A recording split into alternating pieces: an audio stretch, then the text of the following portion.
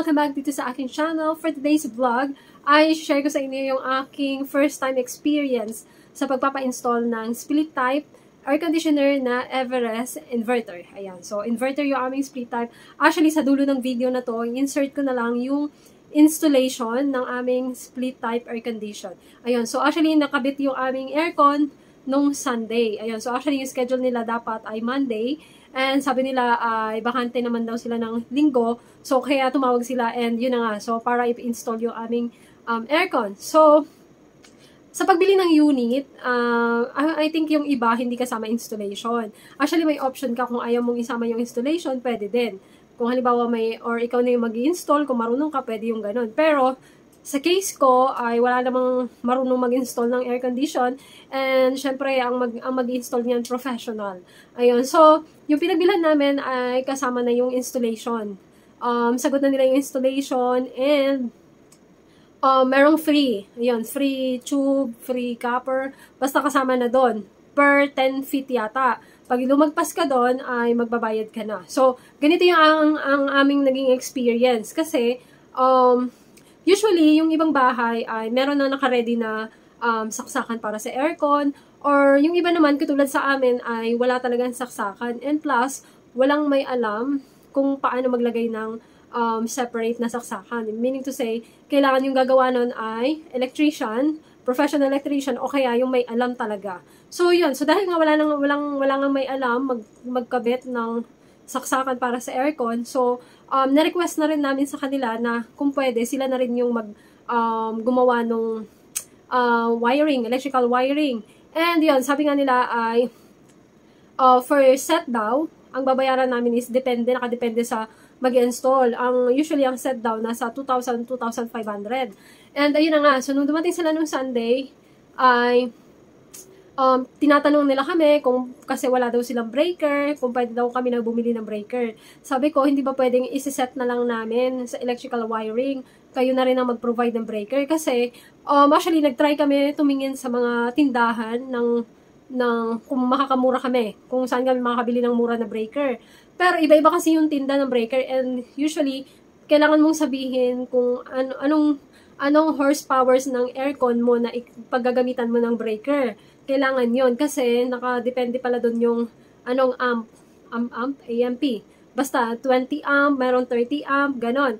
So yung sa amin kasi ay 1.5 horsepower to. So yung binigay sa amin ay 30 amp daw. Ngayon, merong mga breaker na wala siyang sarahan, open lang siya, and katulad sa amin yung paglalagyan ng aircon kasi nasa labas siya. So kailangan ay meron siyang sarahan, parang may pintuan. So, may sasara mo siya, pwede mo din siyang mabuksan.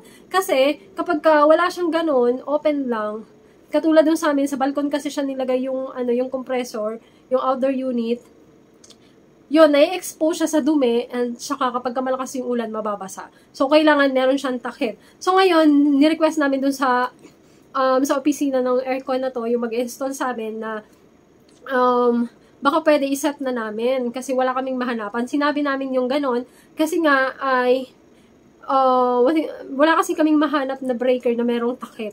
Sinabi na lang namin na isa-set na lang namin. So, yun na nga. So, nung pagdating nung mag-install ay yun, may dala siyang breaker na merong takip. Ayun. So, yun yung hinahanap namin yung breaker na merong takip, yung nasasarahan mo siya.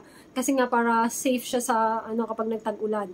So yun, yung binayaran namin sa installation, sa electrical wiring kasi nga free nga yung installation, 'di ba? So, yun yung kung bibili kayo ng aircon, hanapin niyo yung pagbibilhan niyo na may kasama ng free installation kasi nga naman para hindi ka naman problema. And yun din ang inisip namin kung ipapagawa namin yung electrical wiring sa ibang tao, tapos sila yung mag-install ng aircon. So, parang complicated. Alam mo yun? So, ang ginawa namin, pinagawa na namin sa kanila din para isang tao na lang yung tatakbuhan namin just in case na meron mang problema. Halimbawa, nagka-problema yung electrical wiring. Diba? At least, sila din yung mismong gumawa. Isa lang yung pupuntahan namin. Isa lang yung tatawagan namin. Diba? Para, less hassle and hindi masakit sa ulo yung gano'n na. Kasi pag ibang tao pa yung gumawa ng electrical wiring tapos iba din yung nag-install, 'di ba? Parang ang hassle noon. Tapos magkakaroon sila ng conflict kung halimbawa nagkaroon ng problema dun sa electrical wiring and alam mo 'yun, dalawang tao yung sisisihin mo. mas maigi yung isang tao lang yung magkakabit lahat. Ayun, so, and, yun, kasi nga pala yung bahay namin ay, actually, na-request namin sana, kasi yung pinaglagyan nila ng outdoor unit ay mismong sa gilid lang, then tapat lang mismo siya ng aircon, kasi yung aircon namin nandyan, so sa likod lang nun, yung outdoor unit ay nandun lang din sa tapat. So, ang plano kasi namin sana, ipagilid dito banda, kasi yung butas na yung tubo na pinagdadaluyan ng tubig pababa, ay nandoon sa gilid na yon. So, makikita nyo na lang yon. So, papadagdag sana kami. Kaya lang, ang sabi ng installer, kasi ma'am, yung frame yun na 10 feet sa tube, at saka sa copper, ay hanggang dun lang daw yon, hanggang dun sa may likod lang, mismong likod lang ng unit na to. So, kung ipapadagdag namin, magbabayad kami ng 5 meter, kasi 5 meter yung yung haba ay papunta dun sa may tubo. Para sana, gusto sana namin, yung lalabas na tubig galing dun sa compressor ay diretso na babagsak dun sa tubo na pababa. Hindi na siya dadaloy ng ganon para hindi sana mababasa yung aming balcony. Ayun, so sabi, hindi sinukat ng installer, sabi niya, ma'am, 5 meters pa po ito. Sabi niya, magbabayad po kayo. Every 1 meter daw ay 450 pesos. Wow. Yun sa, yung sa copper tsaka sa tube. Copper tsaka tube. Oo. 5 meters pa yung haba. So, kailangan namin bayaran yun. 5 meters kasi nga ay parang extension nga yung nire-request namin sana. So, dahil nga 450 pesos ang isang metro, so, sobrang mahal. So, magkano yun? 1, 2, 3 na lang. So, mabigat. Diba? So, sabi namin, wag na lang, 450 pa lang isang metro. So, yun. So, napilitan kami na dyan na lang din mismo sa tapat niya. Kasi, kung wala kang pambayad, di wag ka na magpa-extend. So, yun na lang ginawa namin. Tapos, actually, ay medyo, 2 to 3 hours nila natapos yung pag-install. 2 tao lang sila. And, so far, okay naman yung kanilang pag-install.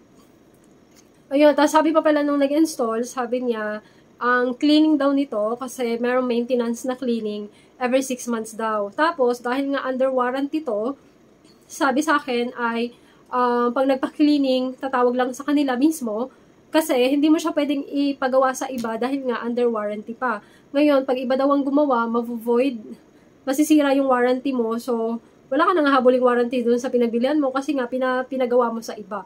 So, dahil nga under warranty pa siya, so tatawag ka lang doon sa mismong pinagbilihan mo. So, ganun yun. So, yun. So, every 6 months daw ang cleaning nito. Ayan. Tapos, ito, yung aircon namin na split type, Everest. Tapos, inverter siya. Ang nakalagay, inverter series. And 1.5 horsepower. Yung kwarto namin ay 13 square meter. Actually, yung nung binuksan to nang nag-install, ang nilagay niyang settings ay 17. Sabi ko, bakit 17? Sobrang lamig niyan. Sabi niya, ganun daw talaga. Kapag nag-testing sila, pag madalian, gusto lang i-test kung gumagana siya, 17 talaga yung sinisettings nila. Tapos, sabi niya, sa gabi, pag gagamitin mo na, kailangan, syempre dun sa mismong, depende sa'yo kung gano'ng kalamig yung gusto mo. So, ngayon, dahil hindi pa nga namin alam kung ano yung malamig, yung sakto lang, so, nilagay namin sa 21. So, unang gabi, sobrang para kaming nasa, Alaska. Ang lamig, as in, sobrang lamig. As in, nangangatog yung kalamanan ko. So, sobrang lamig. Ngayon, binawasan namin, ginawa namin siya ng 23. Ganun pa din, sobrang lamig pa din. Actually, nagpaka-medyas na kami, sobrang lamig. So, parang, siya, ngayon, ang naka-settings nito ngayon ay 25. So, yun yung medyo okay kami. Kasi hindi siya sobrang lamig and hindi rin naman siya mainit. As in, saktong lamig lang. Ayun. So, kung ayaw mo ng sobrang lamig, I suggest na ilagay mo na lang siya sa 25 yung settings.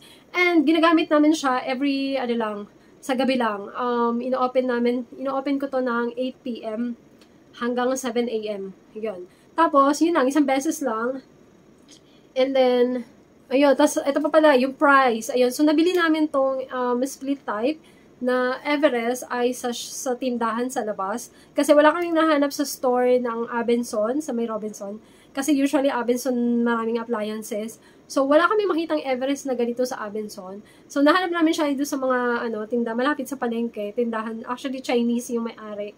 And eto nga, so, nagtitinda sila nito. And actually, ang ibang brand na hinahanap namin, wala kami makita. So, dito kami bumagsak sa Everest. And, ayun, so, let's see kung mababa to sa kuryente. And then, nabili namin siya ng 25,999. Ayan, so, piso na lang. para maging 26,000. So, ganun siya. 26,000. Sinuklihan pa ko yung piso. Yung natanong ko din sa installer kung okay lang ba mabasa yung compressor sa labas. Kasi nga yung, yung outdoor unit niya, kasi sa labas talaga siya. So, tinanong ko yung installer kung okay lang ba yun na mababasa. Kasi yung balcony namin ay, pag malakas ang ulan, basang-basa talaga dyan sa labas. Sabi niya, okay lang yon kasi kaya nga siya tinawag daw na outdoor unit kasi panglabas talaga siya. And kahit ginagamit mo daw yan, tapos lumakas bigla yung ulan, okay lang yan daw na mabasa. Okay? Kasi may time na hindi namin alam, naka-aircon kami, ang lakas pala ng ulan, di sinilip ko. Sabi ko, hala, okay lang ba to? Kasi nababasa siya ng ulan, ang lakas talaga ng hangin. So, yun, sabi ng installer, okay lang daw yun siya mabasa, okay lang. So, yun, so at least ngayon nalaman ko na okay lang pala siya mabasa. Sabi ko, tatakpan ko eh. Sabi niya, hindi, okay lang daw yan siya mabasa, wala daw magiging problema. So, yun. For this vlog, and thank you for watching. Hope you give me a thumbs up, like this video, and sana mag-subscribe kayo. And, ayun, so please do subscribe and hit that notification bell para next time, pag may update ako sa aming, basically next month, ayun, so magagawa ako ng video noon, update para sa electric bill, kung okay ba to sa, mataas ba to or mababa ba to, tipid ba to sa kuryente. So, bibigyan ko kayo ng update next month. Ayan, so, please subscribe, ayan, para updated ka sa aking susunod na video. So, thank you for watching. Bye!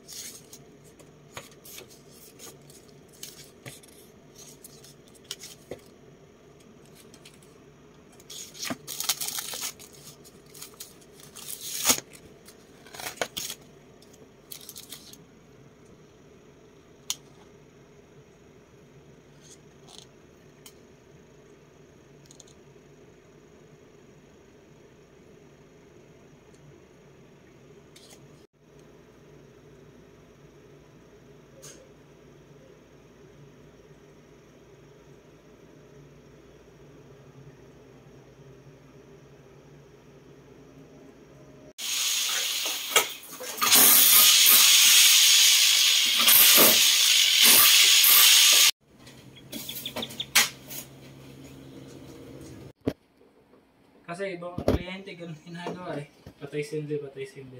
Ngayon, pagdating na...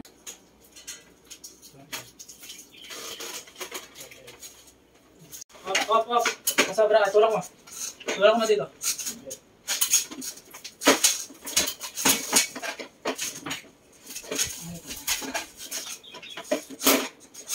Hindi, may kalitaan mo. Hindi, review mo. Yan.